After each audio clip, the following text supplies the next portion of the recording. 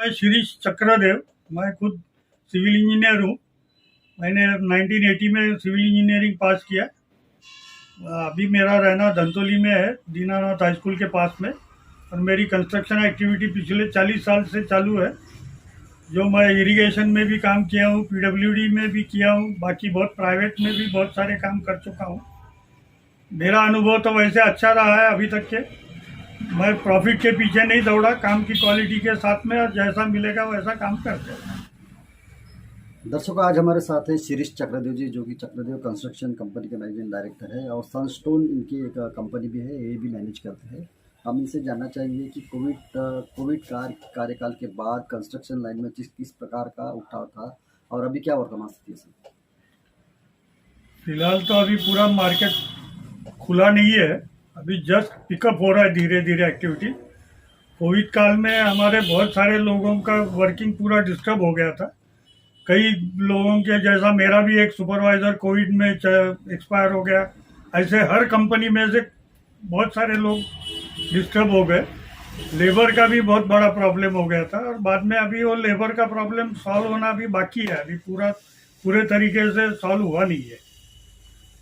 जो labour Covid में वापस चले गए अपने गाँव, क्या उनकी वापसी होगी? और स्किल लेबर की अभी क्या स्थिति है सर? अभी स्किल्ड लेबर की ज़्यादा करके बहुत ज़्यादा मुश्किलें हैं। स्किल्ड लेबर अभी अपना गांव छोड़ के अभी ज़्यादा निकल नहीं रहे, और उनको अगर निकालना भी है तो अभी उनके दाम हो गए कम से कम डबल। पहले जो कोविड काल के पहले जो पैसे देते थे हम, उसके बदले अभी डबल पैसे देंगे तभी लोग आएंगे, नहीं तो नहीं आते। कोविड कार्यकाल में आपके पास भी जो मजदूर थे, लेबर थे, कर्मचारी थे, स्टाफ थे, उसको किस प्रकार की आपकी सेवा प्रदान की और सोशल सर्विसेज आपने क्या प्रदान की?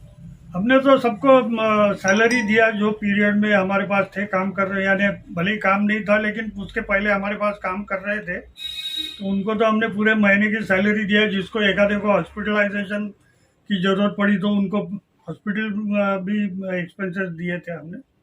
बहुत सारे लोगों को जो हो सकता था वो हमने किया। ऐसा ये नहीं है कुछ की नहीं किया कर। स्टील और सीमेंट के रेट में निश्चितता नहीं है, दिन ब दिन उसके रेट कम ज़्यादा हो रहे हैं। उसका असर कंस्ट्रक्शन पे हो रहा है, क्या करेंगे आपकी? सबसे बड़ा असर तो वो स्टील और सीमेंट के रेट की वजह से ही हो रहा है। स्टील के रेट तो बीच में अभी 2-3 महीने पहले आसमान छू गए थे, और वो कब बढ़ेंगे कब कम होंगे वो चक्कर में कुछ आदमी अपना आगे का प्लानिंग ही नहीं कर पाते। समझो मैंने आज गलती से प्लानिंग कर लिया और अचानक स्टील के रेट बढ़ गए तो बहुत मुश्किल काम हो जाएगा। वो हमारा तो ये सभी कॉन्ट्रैक्टर लोगों का और कंस्ट्रक्शन वालों का तो यही कहना है कि उसको स्टील और सीमेंट का कार्टेलाइजेशन हो रहा, उसको पहले कहीं ना कहीं से तो रुकावट आनी चाहिए, रेट स्टेबलाइज होना चाहिए। अगर वो नहीं होता है तो फिर गवर्नमेंट ने टाइम टू टाइम उसके बदले में प्राइस एस्केलेशन देते रहना चाहिए। महंगाई के कारण सर्वसामान्य मध्यम वर्गीय जो वर्ग है, उनको घर बनाना बहुत ही मुश्किल और कठिन सा काम हो गया है। उनके लिए आपके पास में क्या स्कीम हो सकती है और क्या सुझाव रहेगा सरकार को इस चीज़ को लेकर? हम तो यही बोलेंगे कि कम से कम जो मिनिमम डिज़ाइन और मिनिमम जो मकान बना सकते हो वो बनाओ। लैविश कुछ भी काम मत करो, ये हमारी राय रहेगी। क्या संदेश रहेंगे अपने कंस्ट्रक्शन व्यापारी को? व्यापारियों के लिए तो संदेश यही है कि वह लगे रहो, और दूसरा क्या बोल सकता हूँ मैं। अभी सनस्टोन जो आपकी कंपनी है, सनस्टोन कंपनी कब से कार्यरत है और किस प्रकार का आपका अभी कार्य चल रहा है डेवलपमेंट? ये मेरा नेचुरल स्टोन से के वर्किंग की फैक्ट्री है मेरी। ये कंस्ट्रक्शन एक्टिविटी जो मैं पहले 30-40 साल से करते आ रहा था, उसमें बहुत, जैसा अभी बताया, कोविड और बाकी हमेशा से उसमें उतार चढ़ाव चालू रहता था। गारंटी नहीं रहती थी कि कब काम में फायदा होगा कब नुकसान होगा, तो वो नहीं होना चाहिए। इसलिए हमने पहले एक 8-10 साल से प्लानिंग करके स्टोन की फैक्ट्री लगाया था मैंने, और उसमें मैं ज़्यादा करके डायमेंशनल स्टोन में काम करता हूँ, जैसे कि ग्रेनाइट, मार्बल, सैंडस्टोन, स्टोन से रिलेटेड जो भी आइटम है वो सब मैं बनाता हूँ। और उसके लिए मार्केट अभी भी अच्छा है, उसमें कोई तकलीफ आई नहीं। कच्चे माल की उपलब्धता किस प्रकार से? हाँ, मेन उसमें एक सबसे बड़ा प्रॉब्लम अभी खास करके महाराष्ट्र के लिए ये है कि कच्चा माल उपलब्धता बहुत मुश्किल हो गई है। बीच में गवर्नमेंट ने जो पॉलिसी बदली थी रेवेन्यू की, माइनिंग लीजेस जो हमको, मेरे पास पहले मेरे स्टोन की लीज थी, कम से कम वो हर 5 साल में रिन्यू कराता था और मेरा आराम से काम चलता था। अभी पिछले 5 साल पहले से गवर्नमेंट ने पूरा वो बंद कर दिया लीज देना। गवर्नमेंट लैंड पे ऑक्शन करने की उनकी पॉलिसी आ गई। वो ऑक्शन अभी पिछले 7 साल से हुए नहीं है और उसके वजह से सबसे बड़ा प्रॉब्लम ये हमारे इंडस्ट्री के लिए रॉ मटेरियल का है।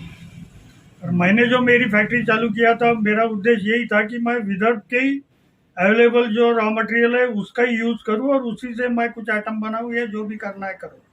लेकिन ये गवर्नमेंट के पॉलिसी से जो मेरा बेसिक फाउंडेशन था वही बंद हो गया। मेरा को कच्चा माल मिलना अभी बहुत मुश्किल हो गया। पर्यावरण की क्या भूमिका रहती है इस विषय को लेकर?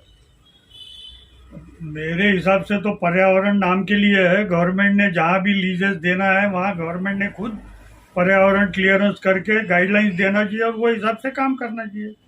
पर्यावरण के वजह से सब काम बंद होंगे ऐसा तो हो नहीं सकता। लोगों को तो काम करना ही पड़ेगा।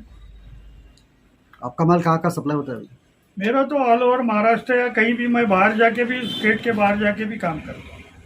सिर्फ सप्लाई नहीं, मैं आइटम बना के उसका एग्जीक्यूशन भी करने का काम करता हूँ। जैसा ये हाईकोर्ट बिल्डिंग है नागपुर में, उसके ऊपर 8 डोम मैंने 10 साल पहले बनाए थे। वो नागपुर में उस टाइम कोई नहीं था काम करने वाला, वो मैंने करके दिए थे। उसी प्रकार से एक और रामेश्वरम में जो APJ अब्दुल कलाम मेमोरियल बना है, वहाँ का डोम मैंने बनवा के दिया है। और क्या क्या अचीवमेंट आपने जो इंडिया के लिए या महाराष्ट्र के लिए? महाराष्ट्र के लिए अचीवमेंट तो अभी वैसे हम तो अभी 40 साल से काम कर ही रहे।